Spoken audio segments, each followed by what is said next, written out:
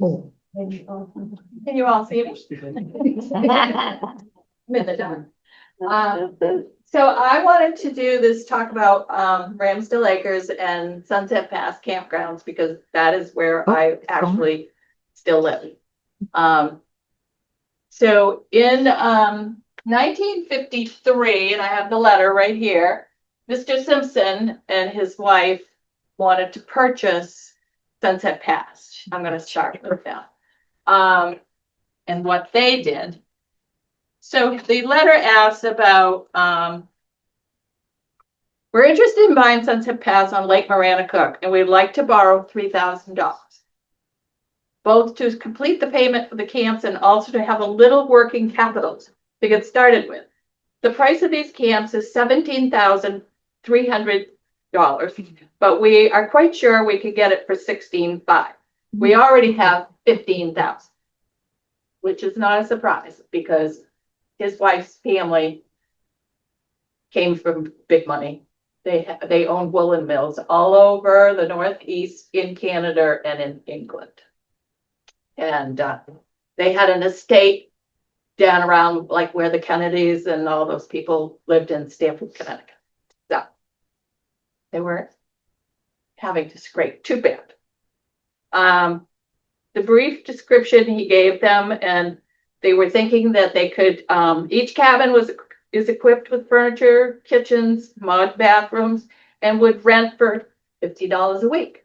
How much did you rent yours for, Nancy? Okay. There is a big demand at present for housekeeping cabins, and down few of them to be had. I think that we would have very little trouble in keeping the cabins occupied from the 1st of June through the end of September, because they also had a place in Florida. So in early October, at least, they went to Florida. So they were only here they came back usually in May. And so they bought that first, and that was a tenting area. And then they bought Ramsdell Acres. In Ramsdell Acres, this is our original cottage. This is what my parents bought in 1962. There were 6 camps, and they were all exactly the same. There are now 2 original, both of those have been remodeled, and the others are gone or replaced with a regular house.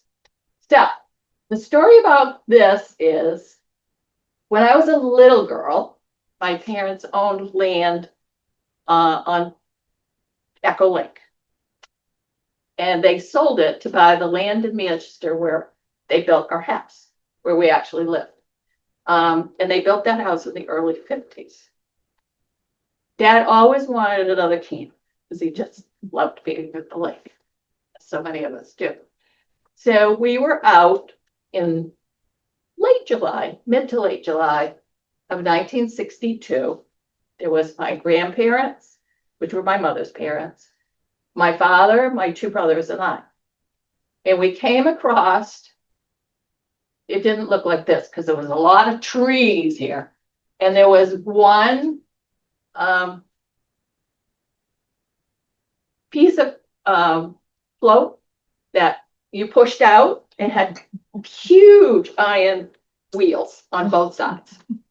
And a little tiny sign right on the very front that said, "For sale." Well, my father saw that and said to my grandfather, "Herbert, pull it a little closer." So we did. And then he and my mother investigated and discovered that it was for sale, and that Peggy and Phil Simpson were the owners of it. And so on August something, I can't remember the exact date, I think it's August 8th, they went to the bank and purchased it. And my mother said, "I want my house payment to be just what it is right now, which is $50 a month." They paid $5,500 for this. They went off to the bank. My sister was a year old. I was taking care of her, got the boys. We packed the car while they were gone. My grandparents helped. And the minute they got back, we jumped into the station wagon and we came here. It had a tool holder. It had a hand pump in the kitchen. It had an old ice refrigerator. We had to get blocks of ice. And that was right here between, this is the door to the kitchen, and it was right here. And we had that for a couple of years. We had the outhouse for a couple of years too. It's not our favorite. Porch. It was a screened-in porch. And that is another great story because that night, my parents decided they were going to sleep on that porch. The kids were upstairs. The boys had their own room. Heather and I slept in another room. She was in her crib, of course. And in the morning, we got up and our parents were like, oh dear. This. And we're like, I'm saying, what's going on? Well, there were little screens above the big screens, which had totally rotted. They got eaten alive by mosquitoes that night. The next morning, my father went to Audette's or wherever, and there was new screening. And then they slept the rest of that summer on that porch, but they didn't get eaten alive, which they were very happy about. So our best friends from Brunswick, they came up that first weekend with their children. They also had 3 children, and they brought their little camper, and we started cutting brush. And then, not that year, but the next year, Ralph Sylvester, if you know who that is, from Manchester, he brought sand. And we had 2 or 3 truckloads of sand brought in for a beach. And you could do that back then. Somebody just asked me the other day, do we have bloodsuckers? And I said, we used to, but we haven't had since those first couple of summers. That's a good thing. So anyway, what started this whole making a book is Bill Simpson passed away. Peggy had died quite a while ago. Bill Simpson had passed away. My husband, Bruce, had passed away within days of each other. Our good friend, Richie Genoder, he had passed away. There were a couple of us. So I said to all of us who still are coming and have been for years, all these families from Pennsylvania, Massachusetts, New Jersey, have been coming since the 50s. And I said, you know, there were our parents and us, our children, and now our grandchildren. And actually, as of last year, we have another 5th generation starting. So we need to write a book. So that winter, that was their assignment. Everybody had to write their stories. Some of them wrote a page, and some of them wrote 10 pages. But we have compiled it with the pictures so that we all have copies of it. Nice. And about 3 years after we did that, there's still one little cabin that was part of some task. The teenagers were in my friend Barbara Genoda's house, and we were over on the deck of that cabin, and we could hear them, and they were laughing and giggling. And I said, what do you want to bet? They're looking at the book, and they were, because there's a lot of stories in there that I'm not going to tell you, and not about our generation so much as the ones before us. So, okay, you can go to the next slide. Go to the next one. Yeah. It's just not going to work. I'm sorry. It's That's just okay. not going to work tonight. Just a different. Doesn't want to move. Doesn't want to move. Okay, all right, that's okay. No, it's So, not okay. I'll worked hand this hard on around. this. And this is actually the one, oh, is it there? Okay. This is the one and only cabin that's left. Bill Simpson's stepdaughter from his second marriage has been gifted with that property, and she has restored it just in the last couple of years. It's going to last for a while, which is a good thing. So, see that. Okay, so this, Bill Simpson was also played big band all over when he was in school and stuff and afterwards. So he would get together, especially when all the people came from all those places I just told you. They came for 2 weeks. They came Memorial Day. Everybody's docks get put in. They came for 2 solid weeks in the middle of July, and they came back on Labor Day and took all the dogs out. Needless to say, there was a lot of partying, a lot of enjoyment, a lot of breakfast, early breakfast, and then there was golfing for the guys and swimming for the kids.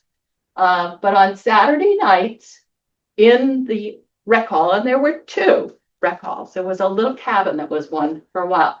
And then Peggy and Phil built this one.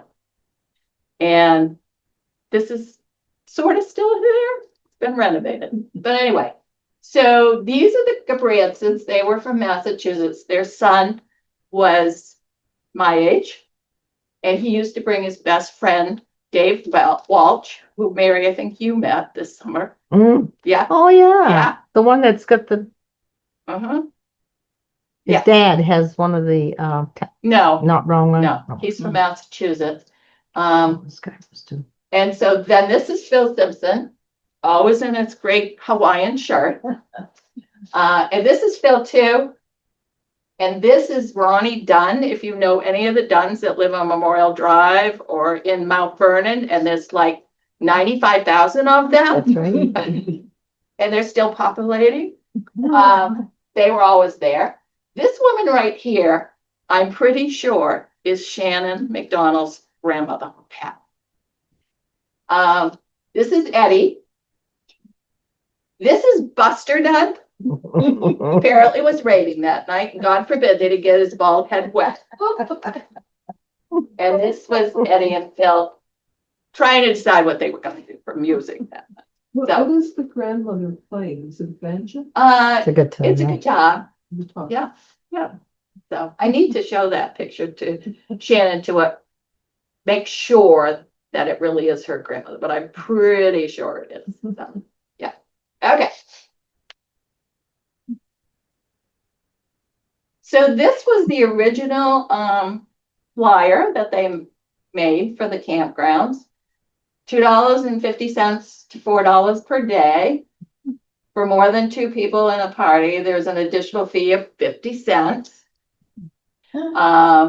Electricity is an additional 50 cents per day. That was if you had a campsite. And you could rent boats. They had aluminum boats. And so $2 for 4 hours or less and $4 per day. And then with a motor, Another 50 cents. it was $4 for 4 hours or less and $8 for the day. And if you brought your own, it was 50 cents a day for docking privileges. So, and this was just that was the whole flyer that we had. That they handed out. And this was the boat landing for the boats that were being rented. And Phil was a real taskmaster. You better be taking care of your campsite. You better have it clean. No wild parties. Dogs and cats had to be, on a leash. Some of your children needed to be on a leash. Or he would talk to you about that. So, yeah. Okay. Next slide. So that is what I just showed you. And this is what we had written on the first page of the thing that's going around.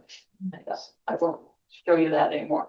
This is one of the Sunset Pass bulletin boards, if you will, that were out on the highway. So if you were coming from Manchester or Lewiston, these were around. And then there were signs on Memorial Drive, on the Pierce Road, on 17. I have one of those, and that's on my garage. It's not this big. And so this is his, Phil Simpson's. I just talked about her owning the little cottage. She has built a new cottage and a new garage, and this is on her garage. Oh. So it will be there, I'm sure, for a very long time. Yeah, and I'll pass this around, and you can see they had a lot of outside campfire. Is that one next? Because anybody online can't see that.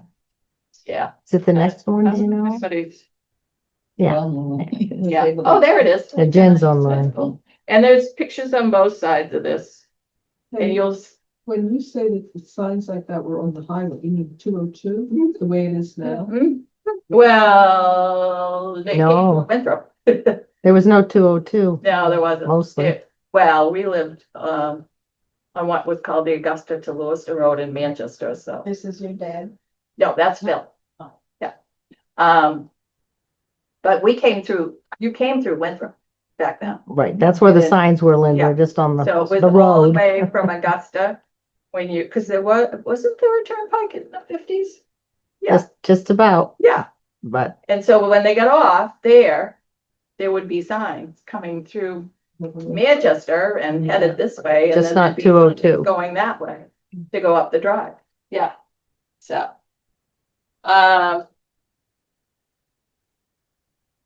what does it say? It's approximately 150 miles from Boston. Take the main turnpike to Lewiston or Augusta and then follow the signs to Winthrop. Our campgrounds are located 3.5 miles north of Winthrop on Memorial Drive. Oh, And it hasn't changed. I still drive 3.5 Memorial miles every Drive time I is- come here. Memorial Drive was a dirt road then. Oh, yeah. Not when I came. Oh, Pierce Road was. okay. When I was in the 40s, the dirt road started right at the top of the hill where, Okay, not far from where I live. okay. And then at the very end, it was called Lover's Lane. 'Cause the Yeah. Yes. Yeah. trees uh-huh, were- uh-huh. All the trees were Uh-huh. like this. It's also where we threw all the road signs that we used to steal. Trust me, our generation was signs. not innocent of anything. Either.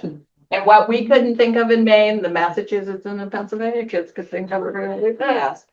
And then there was this article about the campground and it being near the old trolley tracks, which it still is, but the trolley tracks are gone. So, yeah. Okay. All right, Mary. You know, I don't ever remember seeing, well, it probably just didn't sink in. I'm sure they Sure. were all over the place, but I No, just. I don't remember either, considered it the Natalie. end of Memorial Do you know what? Drive. There were like in Reedfield, there were what, the Birches that, Oh, I oh, can't remember her name, but she and her husband owned Yeah. them and they're up by, the Weather Vane oh, and they had Oh. cabins. okay. Yeah. I belonged to DAR with her, Catherine Bliss. Oh, okay. Yes. And wasn't there Jersey Shore? Jersey Shores is just down from Which me. had nothing to do with New Jersey. Right? I don't know why I was told Jersey that. cows. Jersey Shores, there was, I think, 8 cabins originally. And one of our favorite things to do at night, because we were, teenagers, was to get in well, we didn't have kayaks, so they were rowboats. We were very silent. And we knew that whoever was at Jersey Shores liked to party You could hear and it. drink a lot. So we would row down there and we would sit just off the shore and we would listen to all the goings on of the adults who were in Jersey Shores. It was quite entertaining. Yeah. And we stayed as long as the bats didn't bother us because there were bats on the lake at that time. Oh, Which brings me to another thing. Bill Simpson owned the campgrounds. And so anytime, if at the very beginning of the camping season, he had a fogging machine, if you will, with this long hose, carried a backpack, and he came through all of the Sunset Paths. And then once my mother and father had complained about the mosquitoes at our house too, and everybody else's on the cabin.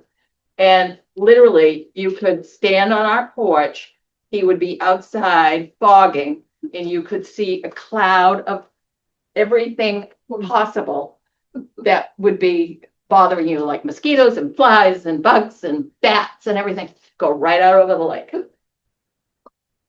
Needless to say, that would not be allowed today.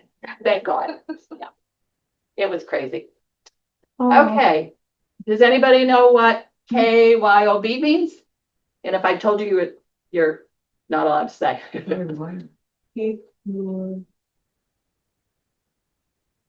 These were in the campground. KYOB. KYOB. KYBO. KYBO. Yeah. Vowels open. Keep your bowel. bowels open. This is an outhouse. We thought it was- Men were not allowed to use that for anything except bowels. And this was the last one of them. And several years ago, before Phil died, I took a picture of that. And Phil he loved to jokester. So I took a picture of it. I gave it to him for his birthday. And this was actually framed in their dining room for years. He loved it. He thought it was the best gift I'd ever given him. They're all gone. Yeah. But he would go around There's every the few sign. days and he had a concoction that he put in to help keep, like, with lime and stuff like that. And so he always took good care of them. And so now I have the picture and his family has the picture. So it's kind of cool. How long when your father bought your camp? And you had that, something like that? We had something like that, yes. How long did you have to use it? Not long. Like I said, my parents' friends came up that first weekend. And so we moved in, it was either a Thursday or Friday. And they came on Saturday. So Saturday night, my mother said to me, "Have you seen your father?" I said, "No." It was a little misty rain that night. And we'd had dinner, all the two families together inside in the camp. Everybody was kind of doing their own thing. The boys were on the porch and Phyllis and Howard and my mother were all talking. She said, "Go see if you can find him." I said, "Okay." So I looked through the house. I didn't find him. So I went outside with a flashlight. And I said, "Dad, where are you?" He said, "I'm in the outhouse." Oh. I said, "What are you doing?" He said, "Well, I've got my flashlight. I'm reading my magazine. Just like at home." I said, "Okay, Mom, you need to talk to him. We need a bathroom in the camp." So the next year, because we were only there for August that year. So the next summer, beginning of summer, he actually took part of the back part of the kitchen and divided it off. We only had a toilet. We had one of the old fashioned washing stations that they had years ago, and that we had a bowl. And if you wanted to shower, you had a lake right in front of you. So go find it, was my mother. Yeah. So we did. We bathed with a bar of soap. I still have a bar of soap on my dock all the time. Okay. So you can bathe all you want. So anyway, that's what Kaibo means. Penny, on the Sunset Campgrounds, how many campsites were there? Were they camp where you had a tent or were they buildings? There were both. There were we had this discussion just last week because our friends from Pennsylvania were here. I always thought there were 6 cabins. Apparently there were only 5. And Peggy and Phil lived in one of them. And the rest were rented out. That's how the Genotas and the Driscolls and all these people from Massachusetts, all the men worked together in a factory.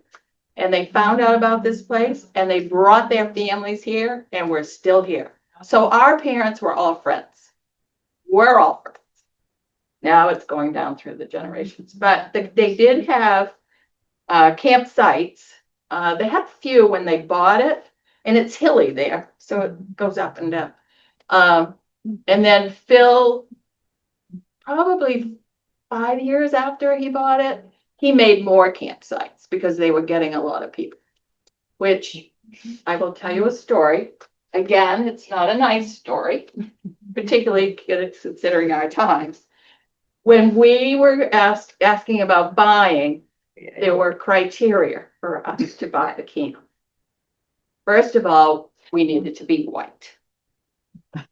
Second of all, we needed to be Protestant. And we needed to be Republican. Oh, God. So there was a camp. Ours was the first camp. Then there was a camp right next to me, which actually is right behind where my garage would be right now. If any of you, and you know, Bruce Laughlin, the Laughlin family in Winthrop, they were very interested. They had 5 or 6 kids. Well, they didn't meet the criteria. So they had inquired about the camp. And it was 2 years after we bought ours. And Phil came over one day and he said to Dad, how long would it take you to tear down that cottage if I gave you half that lot? Mhm. And Dad said, 2 weeks. And he goes, consider it done. So everybody had a job for the next 2 weeks. We were destroying that cabin. The only thing left of it that's on the property is the base of the fireplace. Because the criteria took precedent over anything else. So They were Christian or what? they were Catholic. Catholic, you had to be Protestant, Yeah. not just Christian, you had to be Yeah. Protestant. Yeah, you had to be Protestant. Oh. Yeah. So Bruce Laughlin and his wife come to my house quite a bit. We have reunions and we have laughed more about that than you can imagine. So we got half of that lot. So I have 1.5 lots. And then Phil's mother was in the next cabin, which is her granddaughter lives there right now. And she's renovated it, but it's pretty much basically it's the old cabin. And then okay, 1, 2, 3. The fourth cabin, Peggy and Phil moved out of their little cabin at Sunset Pass and they moved into that. And they had some renovations done to it. And then I had to look this up. My grandmother kept a diary about everything every day. And this is 1973. And on April 6th, which was a Friday, she wrote, Penny called and said that Phil and Peggy's camp had burned. And what happened is when they did the renovations, there was a miswiring in the kitchen, they think. And so it caught fire. Well, our road had a big sign at the top that said Ramsdell Acres, and then it had poles that came down and then a gate. And it wasn't plowed in the winter. There was no way that the fire department in winter was going to get in there to save it. So Peggy was fine with that. They moved back over to Sunset Pass for a year, almost 2 years. She wanted a new house, and she had a 106-foot long log cabin built, and it's, I forget how many feet wide it is, has 3 bedrooms, 4 baths. It's still there. Big living room. Because they went to Florida, it was never insulated. So people that have moved in there now have had to have it insulated. And then the next cabin over, they used to rent out to our friends that are from New Jersey because they didn't have a cottage for them. And so they did that for a long time. That is still there. It's not original per se because Phil's stepson owned it and he had it re-renovated. So even though the 4 walls and the roof are the same, it's not the same. It now has a foundation under it and it's bigger. And the last cottage, during the week, it was for us kids. It was 2 stories. So it had, a jukebox and it had a ping pong table and it had all these things in it for us. And then Friday and Saturday nights, it was the adults' rec hall. And we weren't allowed over there at all. So, and there were stories about that too. There were lots of dancing. There was lots of music. And late in there was a lot of skinny dipping. Oh, I thought you were gonna say that. Yeah, I know my mother didn't do that. Okay. Not her. No. And then the next morning, all the men would get up really early and they would go and have breakfast together and then they'd go play golf. The wives stayed home, took care of the kids and rested up. So, but they did that Penny, were all these buildings down by the water where you are? yes. Oh, so you didn't really see them? They were actually closer than my house is. Was they really, Actually closer to the water? to the water. Oh, Yeah, okay, yeah. okay. Much closer. Yeah. But as and- far away from the drive as you are now, Yeah. and Yeah. further. Yeah, exactly. That's And why we that- didn't know.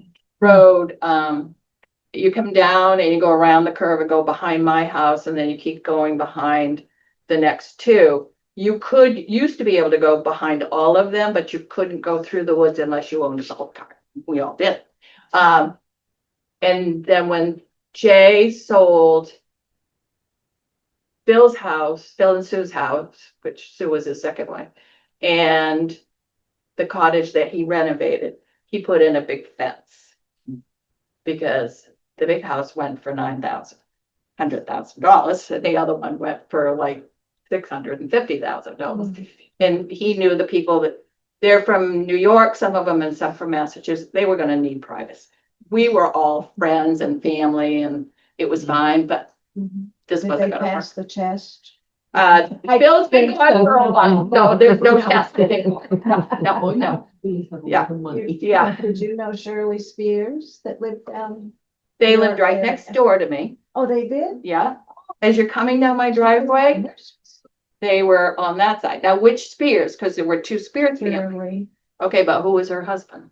I don't know. Okay. No, not Shirley. Wait a minute. Because there was No. SPEERS, and then there was SPEARS. She lived up near where Linda Huff lives, up that road, Okay. Nottingham. Nottingham, but on the other side, yeah. Robin. She had Spears panels. Okay. I'm not sure which family it is. Doesn't matter. One was Ron Spears, and he was the commissioner of inland fish and game. And then the other Spear, I forget what he did, but yeah, That sounds familiar. yeah. So, I delivered groceries from Arlene Andrews down to oh, her. did you? And we Yeah. had a reunion of when I went to nursery That house is school. still there, and it's owned by a family, the Drews, and they live on Cape Cod, but they're related to, their son is married to Bob and Shani Cobb's granddaughter. Okay. So there you go. See, some things never change. No. And the small towns stay small towns. Okay, next slide, Mary. Yeah, we're sick of looking at the two homes. Yeah. And so this is our dear Uncle Phil. And his was probably, he died the day we buried Bruce. Oh, no. It's fine. You know, he was 90, whatever he was. He'd been sick for a while, but this is taken about 2 years before that. And this is how he was. So, and he would come to the house, say, ring the doorbell. And if I didn't get right to the doorbell, I'd hear, "It's your old Uncle Phil. What are you doing in there?" I would get up in the morning sometimes in the summertime and go out on my porch, and there'd be zucchini, like I needed that, like 8 of them. And I know he'd been there. He was really, he was a fun guy. He was carefree. He loved life, and he did. Most people. Yeah, he was really good, but he was really strict Yeah. about certain things. Yeah. Is that your house? No, that's his house. Oh, wow. That garage is now gone.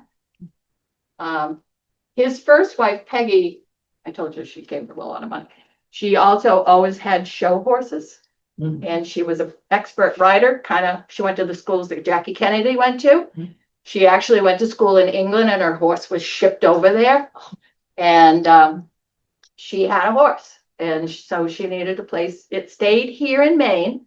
It stayed with us on Ramsdell Acres in the summertime, and then in the winter it went down in Manchester to oh God, Henry's Grove? No. what did you say? Henry's Grove. Yes, Emery's Grove. Yes, and it was there, and because it was a very expensive horse, so she, she loved it. She took very good care of it, although she didn't ride anymore. But Peggy had cancer, and she died. I think she was about 53. Bill was driving her down to Connecticut to some of the family doctors that they had, and it got real busy traffic. And he looked back when it wasn't so busy, and she was gone. So, and he was lost without her.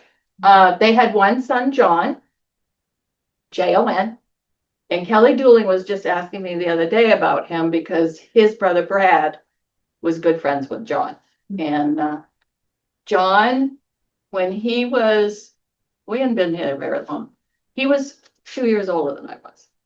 And it was in, I think, March or April of probably 65 or 66. And they were in Florida. He was driving to school. And there were migrant farming people that were in traffic, and it was really heavy and they were going to be late. And they pulled out to pass some cars and they hit John head on. And no seatbelts. The steering wheel caught him right here and put him right through the roof. He lost his left eye. He lost all the structure of his face, all his teeth.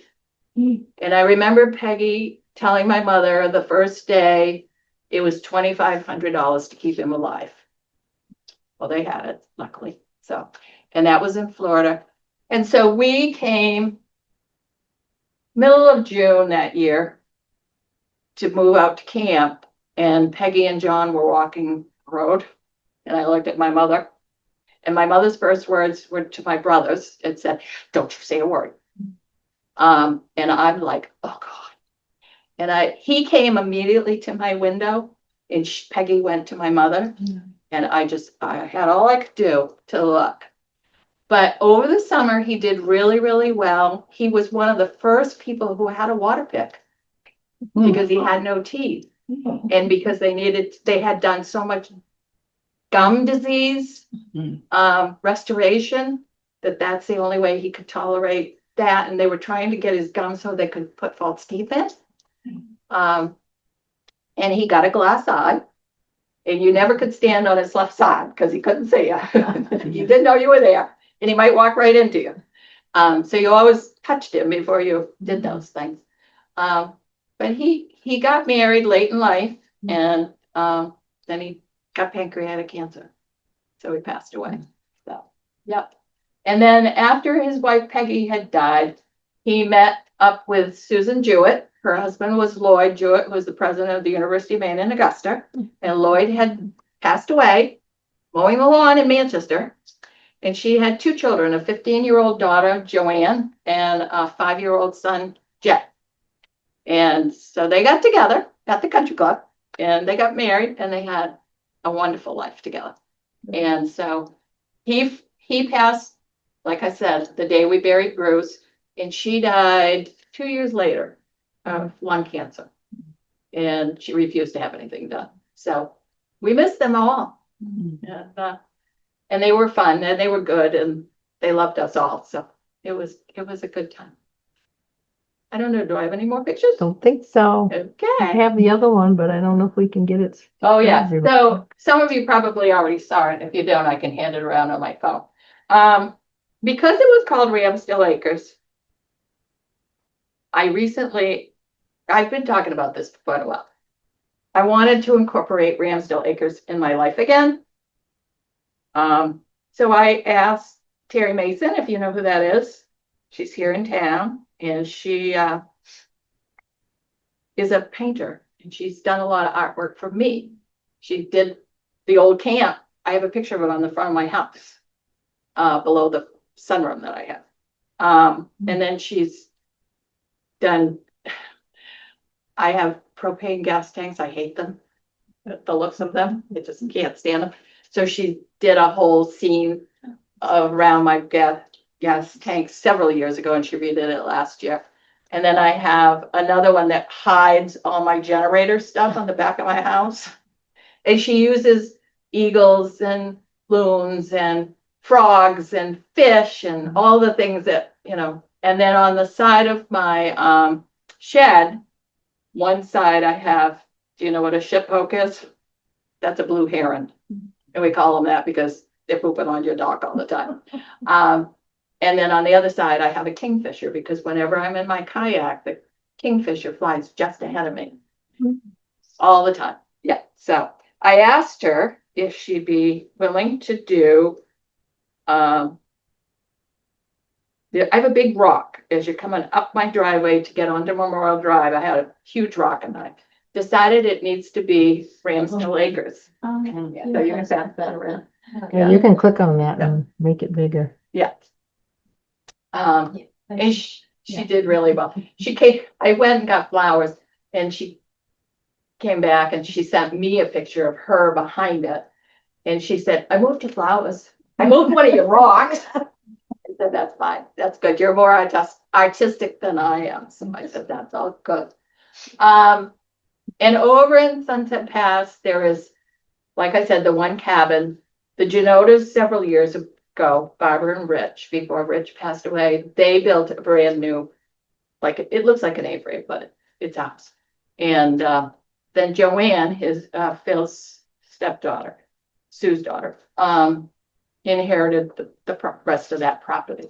And she has just built a bigger camp and a bigger garage.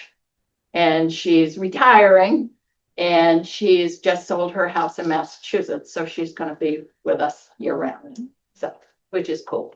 And that same driveway that goes into that, and it does say Sunset Pass on it. If you go to the right, it's where the Congregational Church camp is. That was given by Mrs. I never say this right, Hurlbert. And the reason she gave it to the church was her husband was known to bribe a bit, you know, and she got upset with him and was angry with him one day. So he was out walking and he ran into Phil.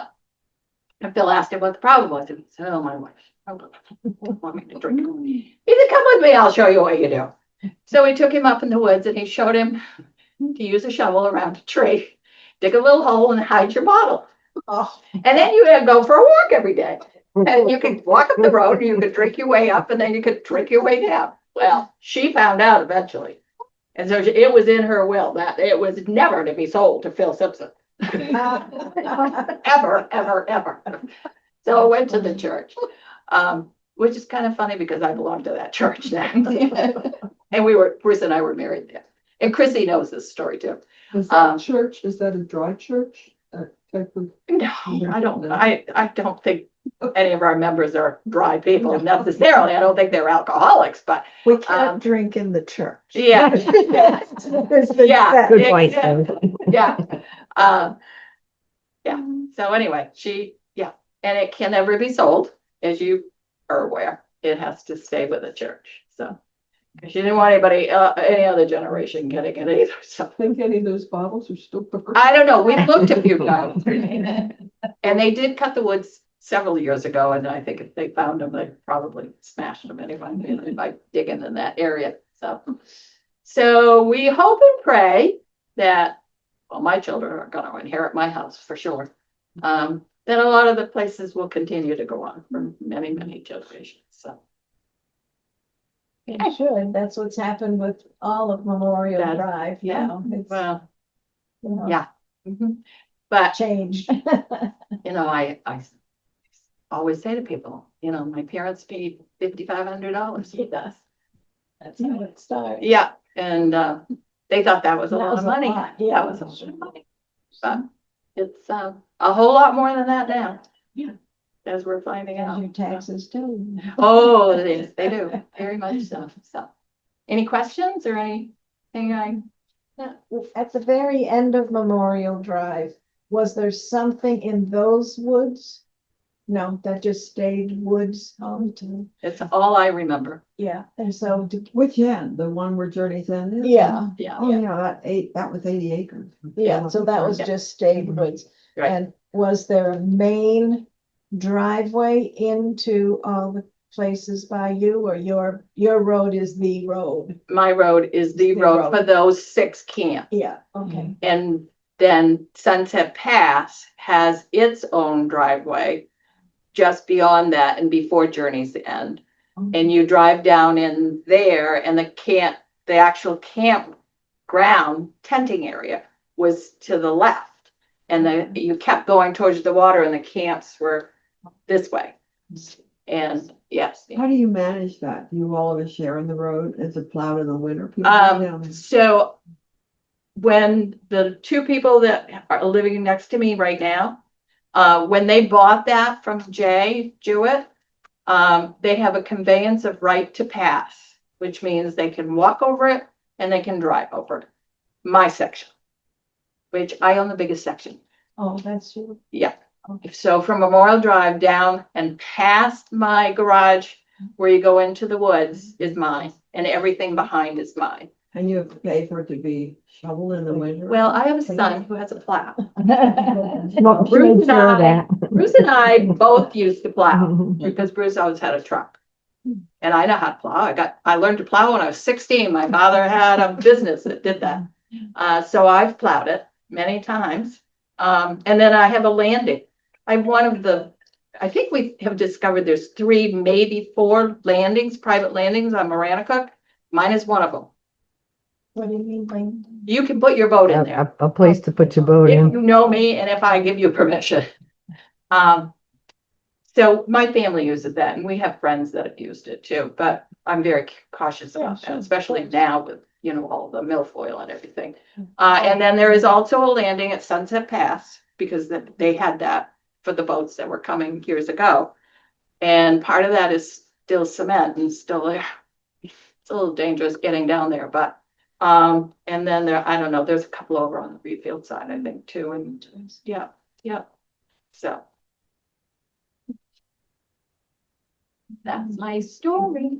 It's good. That was very interesting. Thank you. Very good. I don't know how you keep things straight. People. Well, Where you So grew up. is Sunset Pass still have campgrounds in it, use? no, because, Jay just built a new house 2 years ago. And he obliterated, there used to be all these roads, and I used to walk them until about probably 8 years ago now. But Jay built a brand new house and he's up high. And there's still, a path and stuff down through. There's places you can walk. And then his sister Joanne just built that new place. And let me just say, how many of you know Lenny Ray out of Reedfield? And he does roads and stuff like that. Well, he also likes rocks. And Joanne loves rocks. Let me tell you how many thousands of dollars are in rocks are over her new house. So it's all different now. Yeah. So, but the cabin that we saw first, that is still in the same place it's always been, and you can drive down into that. And once you get in there, it kind of looks like it did when the cabins were there. And Barbara Janoder and Richie, they didn't put in a lawn or, do anything. I mean, there's stuff they can. Yeah, and they kept the old shed. And Richie was a bucket sitter. We have pictures of him sitting on his bucket in the garage door, smoking a cigarette because he wasn't allowed to smoke in the house. So, yeah. And then 2 of the places, the one that the doctor from Massachusetts, he's the infectious doctor for all of Massachusetts General. He bought it, and his son and his son's girlfriend live there. They built their own driveway, so they don't have to go by my house. And then when Jay took that next big plot of land, he built his own driveway. So there's 4 driveways where there used to be 2. Yeah. So we take care of just my section in answer to your question. And both of the other neighbors have snow blowers. They take care of their section. If it's icy, I don't know, have you stayed here in the winter, Nancy, recently? Years? Well, we were here years ago. Okay, Later, yeah. Not much. Okay, so we still get a lot more ice than we used to. And so my driveway can get really icy. Dave Harriman out of Reedfield takes care of the sanding of that. And he does mine. And on request, he will do the other 2. So, Some of these things get so tied up when it was several years ago. yes. Wasn't the place that used to be Jersey Shore just sold for something like $2.7 million? Correct. Because The main house was tied to 3 cottages right on the lake. Mhm. And of course, they look gorgeous in the pictures, but they Right. were stuck. Yes, They couldn't sell them individually. And the home that's up the drive near me, which now is Charlie's son, yes. that garage is now a house. I Mhm. mean, Right. there's all kinds of things. It was before, it's just bigger than it was before. You can say that again. Yeah. There was rules, but then there were rules. It's, There's been a lot of conversation The about rules. that at various meetings, like association meetings that we have. People complain about that. When, if you go to the town meetings for the called, not the the planning board, but then lake people have to go even further. And there's been a lot of talk about that in those 2 places, especially recently. and I understand that now it's the state has to approve any enlargement. Right. Rather than the town. Right. I don't think the town was doing a very good job. No. Not just our town, you know. Yeah, We actually, Bruce and I, in 2000, we bought on Portage Lake.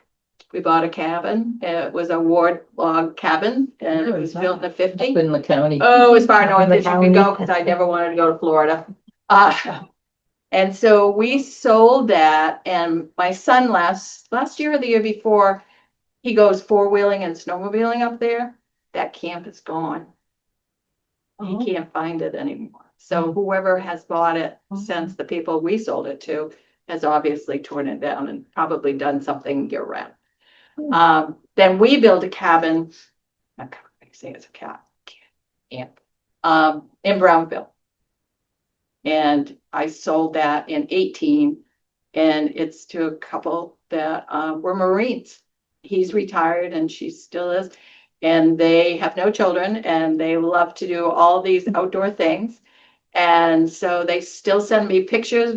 They changed the bathroom a little bit. And she said, "Oh, you're probably not going to like this, Penny." And I'm like, "Tasha, you bought it. It's yours. Good luck." You know, they built a new outbuilding and, you know, storage and all this. But, you know, Life you goes go, on. you just, when you leave it, is what you do. So, yeah. So, Let go. yeah, you have to. This is enough for me to take care of. The place is way too much. And nobody was going up there, so, and they come here. They love it here. Yeah, it is good. Yeah, it's perfect. Yeah, so it's good. All right. Well, they should. Thank It's you. beautiful. Thank you. Thank you very much. Thanks. Very nice. We done now? Too